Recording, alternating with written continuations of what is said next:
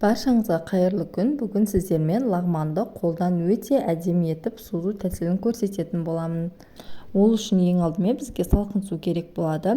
200 грамм салқын суымызды құйып аламыз ыдысымызға.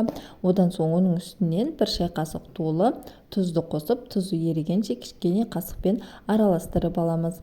Тұз еріп болғаннан кейін еліктен өтіп дайын тұрған ұнымызды қосып, қолымыздың көмегімен қамыр илейтін боламыз. Біз қамырымызды өте қатты етіп илеуіміз қажет. Егер илену барысында қамырымыз жұмсақ болып қалатын болса, онда ол қамыр қазір қолмен созу барысында қолымызға жабысып өте ыңғайсыз болады, және суға түскен кезде де қамыры езіліп кететін болады. Сондықтан барынша қаттырақ етіп илеуге тырысамыз. Илеп болғаннан кейін қамырымыздың арасын осылайша ашып тексеріп алсақ болады. Қамырдың арасында ешқандай да түйіршік қалып кетпеу керек.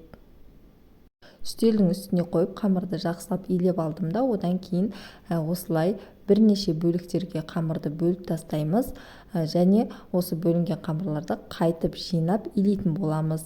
Осылай жасайтын болсақ, қамырымыздың өте тез иі қанады, және қазір қолмен созу барысында да бізге ешқандай да қиындық туғызбайтын болады.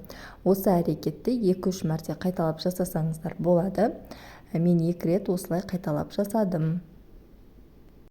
Қамырды осылайша әбден илеп болғаннан кейін целлофан пакетке салып, жарты сағат уақытқа қалдыратын боламыз. Сол кезде біздің қамырымыз жылтырап, әдемі күйге енетін болады. Жарты сағаттан соң қамырымызды алып, тағы бір илеп шығамыз. Көріп тұрғандарыңыздай қамырымыз біршама жұмсарып қалған. Тағы бір илеп болғаннан кейін целлофанға салып, тағы 15-20 минутқа қоя тұрамыз. Қамырымыздың иі қанып болғанша осы арада көкөністерімізді қуырып, поливін жасап дайындай берсек те болады. 15 минуттан соң целлофаннан алдым. Өздеріңіз көріп тұрғандай біздің қамырымыз өте жылтырап, әдемі болып, иі қанып қалған. Қамырымызды ешқандай қайталап илемей, дәл осы целлофаннан ала салып, бірден жая бастаймыз. Өздеріңіз көріп тұрғандай қамырымыз өте әдемі болып иленген. Пышақпен қамырды осылайша ұзынша етіп кесіп шығатын боламыз. Кесіп болған қамырды шетінен алып, қолымызбен ұзынша етіп осылай жасап шығамыз. Мен осы ағаш тақтайдың үстіне қамырларымды орналастыратын боламын. Ең алдымен асты жабысып қалмас үшін осылайша майлап алдым. Енді беткі бөлігіне созылып қойған қамырды осылай қойып шықсақ болады. Барлығын дерлік осы видеодағыдай қолымызбен қатты созбай, кішкене жуандау етіп созып алып, орналастырып шығатын боламыз. Енді беткі бөлігіне целлофан жабатын боламыз. Целлофанымыз қамырымызға жабысып қалмас үшін бетін міндетті түрде сұйық маймен майлап шықтым. Енді үстін целлофанмен жауып, бөлме температурасында 15 минутқа қалдыратын боламыз. Сол кезде біздің қамырымыз біршама жұмсарып, қолмен созуға өте икемді болып қалады.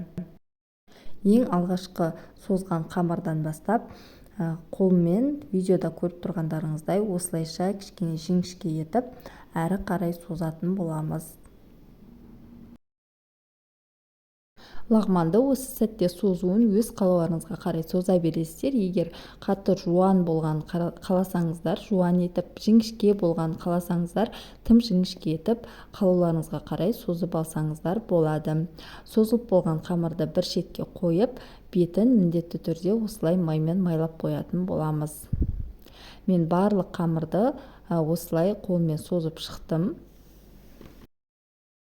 Бұл жерде ең бастысы біздің қамырымыз қатты болып иленіп, жақсы иі қанатын болса, өте әдемі жайылатын болады, және жылдам осылай қолмен созуға болады.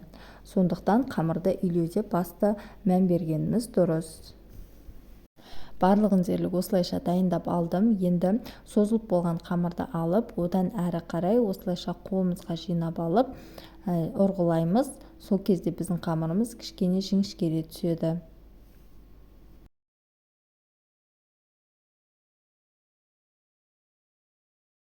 Барлық қамырды видеодағыдай етіп жақсылап созып шықтым. Енді созылып болған қамырды алып, өздеріңіздің қалауларыңызға қарай ұзын немесе қысқа етіп осылайша кесіп алсаңыздар болады. Осылай жасасаңыздар қамырды қайнатып пісіріп алғанда өте оңайырақ болады. Барлығын осылай тақтайшаға жинап алдым. Арасы жабыспай өте әдемі болып тұрады. Осы арада біздің суымыз қайнап тұру керек. Қайнап тұрған суға бір ас қасық толы тұз қосып, одан соң бір қайнатып аламыз. Қайнатып жақсылап 10 минуттай қамырымызды пісіріп алатын боламыз. Қамырды сүзіп алғаннан кейін бірден мұздай суға орналастырамыз.